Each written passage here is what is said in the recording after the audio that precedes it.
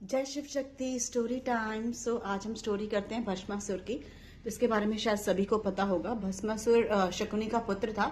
महाभारत वाले शकुनी नहीं, उनके फादर का नाम शकुनी मुनि था। तो जो भस्मासुर का जन्म हुआ था वो शिव जी की भस्म से हुआ था, और वो शिव जी के बहुत बड़े भक्त थे। तो उन्होंने बहुत तप किया और शिव जी से वरदान मांगने के लिए बहुत सालों तक तप करते रहे। उनके साल ऐसे नहीं होते थे 5-10 साल, हजारों साल होते थे। 3000 साल तो माँ पार्वती ने भी तप किया था। सो हुआ क्या, उन्होंने तप किया और भोलेनाथ ने उनको वरदान दिया। तो उन्होंने पूछा, उनको मतलब दर्शन दिए और वरदान मांगा भस्मासुर ने कि मुझे आप ऐसा वरदान दीजिए, क्योंकि उनको सब ऐसा सोचते थे कि ही इज लाइक कुछ है ही नहीं, कुछ नहीं कर सकता है बंदा, भस्मासुर किसी लायक नहीं है। तो वो उनसे वरदान मांगते हैं कि मैं जिसके सर के ऊपर भी हाथ रखूं तो वो भस्म हो जाए।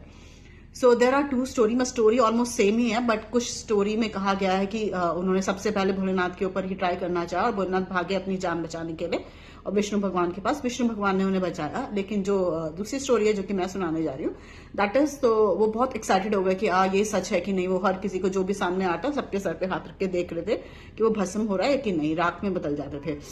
तो उसने कुछ राक्षस गणों के ऊपर हाथ रख के देखा। फिर उसने सोचा कि देवताओं को मैं परेशान करता हूँ, उनको जाके देखता हूँ कि वो भस्म होते हैं या नहीं। तो वो इंद्रलोक पहुंच गया और नारायण जी ने पहले ही, नॉट नारायण जी, नारद मुनि ने पहले ही वहां पे इंद्रदेव को बोल दिया था कि ऐसे ऐसे भस्मासुर आने वाला है। और इंद्रदेव जी तो आपको पता ही है, वो बहुत क्रोधित थे कि भोलेनाथ किसी को कुछ भी वरदान देते हैं एंड सो ऑन।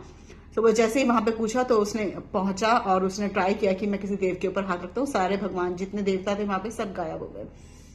तो नारद मुनि बोले, अरे मुझे भस्म करके क्या करोगे, मुझे तो पता ही है कि आप मुझे भस्म कर सकते हो। फिर नारद मुनि चले गए विष्णु जी के पास, ब्रह्मा जी के पास, बोले इसका क्या सॉल्यूशन है। और उसके मन में क्या आया, भस्मासुर के मन में आया कि मैं अब भोलेनाथ के सर पे हाथ रख के देखता हूँ कि वो भस्म होते हैं या नहीं। भोलेनाथ का वरदान था जो कि कभी चूक सकता ही नहीं था। सो हुआ क्या, वो नारद मुनि गए नारायण विष्णु भगवान और ब्रह्मा जी के पास। तो विष्णु भगवान ने, ब्रह्मा जी ने बोला कि अब समय को रुकने का समय आ गया। मतलब जो भस्मासुर था वो भोलेनाथ से थोड़ा सा ही दूरी पे था और उनको उसने बोला कि मैं आ रहा हूं आपको आपके सर पे हाथ रखने के लिए। भोलेनाथ शांति से बैठे रहे, उन्होंने कुछ नहीं कहा।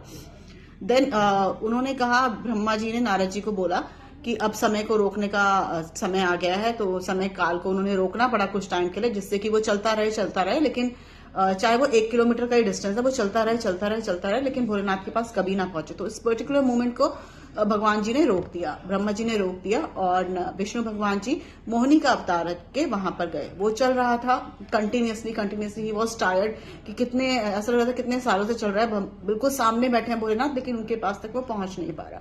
तो वहीं पे मोहिनी आई और थोड़ा सा डांस किया एंड ऑल, उसे मोहित करने की कोशिश करने लगी।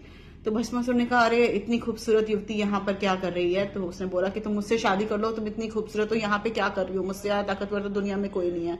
तो उसने बोला कि हाँ मुझे पता है कि आप बहुत ताकतवर हैं, लेकिन मुझे ताकत का क्या ही करना है, मैं एक नृत्यनी हूँ, मुझे डांस करना पसंद है, अगर आप मेरे ऐसा डांस कर सकते हैं तो मैं आपकी हो जाऊंगी। भस्मासुर ने कहा हाँ क्यों नहीं। तो फिर मोहिनी जो थी उसने डांस सिखाने लगी, action this this this this, वो उसी तरह से डांस करने लगी। और बहुत जब वो पूरा मगन हो गए डांस में भस्मासुर, तो उन्होंने एक एक्शन में अपने सर पे हाथ रख लिया। तो भस्मासुर ने भी अपने सर पे हाथ रखा और वो वहीं पे राख हो गया। ये थी माया त्रिदेवों की, Brahma Vishnu and Mahadev.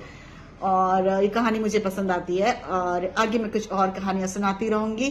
Love you all, keep smiling and हर हर महादेव। आज पूर्णिमा है, कुछ दान कर दीजिएगा, किसी को खाना खिला दीजिए, कंबल दे दीजिए, जैसे आपकी इच्छा। Love you all.